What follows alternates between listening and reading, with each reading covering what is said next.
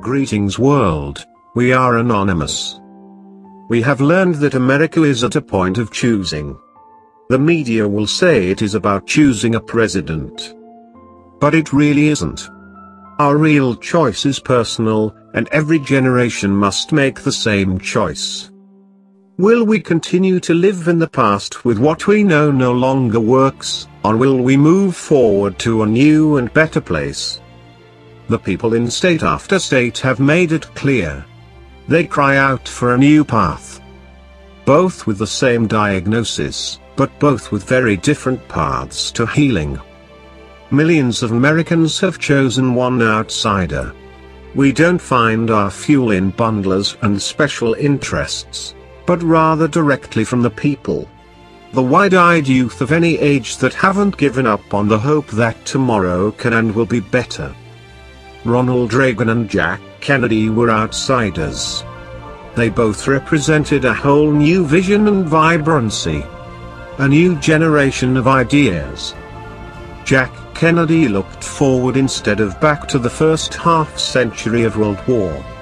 He knew that America could dream and build if we were set free. Not tanks for war, but rockets for exploration. Reagan looked out to us, the most powerful force for innovation that the world has ever known. We found the new tech pioneers like Bill Gates and a young Steve Jobs.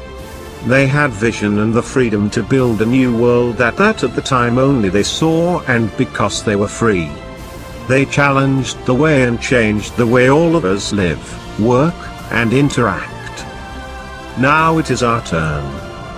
This generation must first look inward to see who we really are, after years of being beaten down.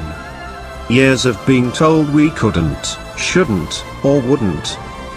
This generation needs to answer a new set of questions. Can we? Should we? Will we? Are we still those people? Those dreamers and doers? Are America's greatest generations in our past? Or are our best days yet ahead? We must unite the Republican Party because doing so is the first step toward uniting all Americans. The question is not whether all Americans can or will agree on a majority of issues all of the time. The question is whether a majority of Americans are hungry to rally around a set of principles larger than any single issue that a politician may use to divide us. It's natural, when we talk about our nation's earliest days, that we focus our attention on the Declaration of Independence and the Constitution. And we can learn a great deal about a path forward by focusing on the passionate disputes and disagreements among our founding fathers, differences that were put aside only because of the weight and consequence of the foundational principles they sought to proclaim and the price to be paid if they failed to rise to the task. Today, as Republicans, we agree on a lot. And sure, areas of lesser agreement exist as well. But on the fundamental question, are we satisfied with the current direction of our country? We speak with one voice. I call on you, as JFK did in the 60s. And as Reagan did in the 80s. To chart a new American journey forward. One that isn't led by me or anyone in Washington, but by you. And millions of others just like you. One where we still have differences, yet we choose to concentrate on what we have in common. One that lifts others up and believes in the rights, responsibilities, goodness, and strength of all mankind. We have so much that binds us together, our families, our work ethic, our ability to dream and build unlike any people in history. But most of all our charity, our love for our fellow men and women and our willingness to sacrifice for those in need. Let us unite. On the things that have always made us great. We are great because we are good. Because over and over again we have chosen courage in the moments of crisis, freedom in the face of compromise, and hope in the face of challenges that everyone told us could not be overcome. Our sitting president ran on a slogan that should have been a great first step. It promised us, Yes, we can. Now is the time to take that slogan and put it into action. Yes, we can was a recognition of the hope that we can and should recover. The problem was that Barack Obama's prescriptions only led to more elitist control from Washington. Less freedom for the people. But now is the time, as Americans, to once again reclaim that hope. To take another giant leap for mankind. To speak the words with all the power and might that we can muster and use the words that have changed the world time and again. The words that the slaves yearned to hear from the American people and Abraham Lincoln when they cried out for freedom. The words that Europe and Britain heard when they cried out for help defeating totalitarian evil in the 1940s. The words that led two men in North Carolina to be the first in flight. And half a century later the first man to reach the moon. And decades later, two men in their garage to come up with Apple. They are the words that will repair our tattered spirit, lift up our economy and those who are barely making it. They are the words that will vanquish the evil of ISIS. And return the rule of law. They are the words that when Americans come together and say with conviction, they change the world. They are the vision of this movement. Not yes we can, but now, yes we will. We will restore our spirit. We will free our minds and imagination. We will create a new and better world. We will bring back jobs, freedom, and security. We will find new ways to ignite an energy revolution with more jobs and greater choices. We will defeat the evil of Islamists and ISIS. We will live as neighbors, friends, and family in peace once again. We will heal the sick, feed the poor, and defend the defenseless. We will restore our rightful place in the world. We will do what Americans do best. We will live for others. We will change the world through the hope of freedom's enduring promise. And our unrelenting spirit.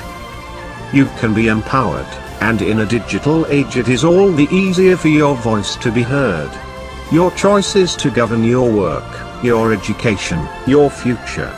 If only Washington will get out of the way. Join me on this journey of less talk and more action because I know you. You may have been knocked down, but America has always been best when she is lying down with her back on the mat and the crowd has given the final count. It is time for us to get up, shake it off and be who we were destined to be. Don't let anyone try to convince you otherwise. Here is the truth, you don't need me or any politician. But we do need each other, all of us, coming together as one, as we the people, because not only do we say, yes we can, beginning here and now we pledge to each and every one of us, yes we will. And now my friends, onward to victory. We are anonymous. We all want to help one another. Human beings are like that. We want to live by each other's happiness, not by each other's misery. We don't want to hate and despise one another. In this world there's room for everyone, and the good earth is rich and can provide for everyone. The way of life can be free and beautiful. But we have lost the way. To those who can hear me I say, do not despair.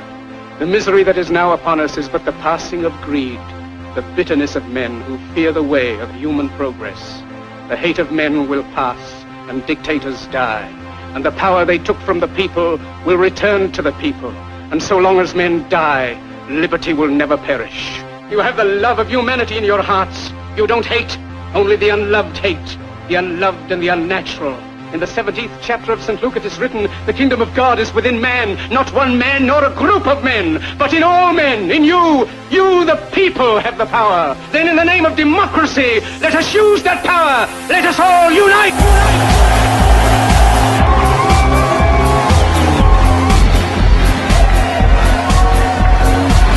In a time of domestic crisis, men of goodwill and generosity should be able to unite regardless of party or politics.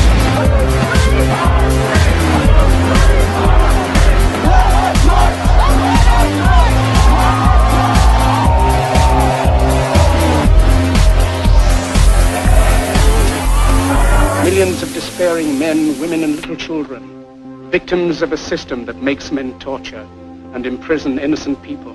Senators John McCain and Carl Levin want to enact a law that would declare the entire United States of America a battlefield for the military. The National Defense Authorization Act is hideous. What it does is it allows the military to act inside the United States. Would it be possible that an American citizen then could be declared an enemy combatant and sent to Guantanamo Bay and detained indefinitely? I think that as long as that individual, no matter who they are, if they pose a threat to the security of the United States of America, should not be allowed to continue that threat. U.S. citizens could also be considered terrorist suspects. That means anyone inside the U.S. can be detained by the military, not cops, by the military, and said, hey, you know what, we suspect you of terrorism. We will hold one quick military hearing. You will not get a trial. And sad day for you, we can keep you forever. Your elected officials, both the Senate and the House of Representatives, have just overwhelmingly passed the National Defense Authorization Act. This is what democracy looks like. Tell me what democracy looks like. This is what democracy looks like. Tell me what democracy looks like. Stop hurting these people, man. Why are y'all doing this to our people? I will go to jail tonight because it's not right. And I'm not. I will not stand by and just watch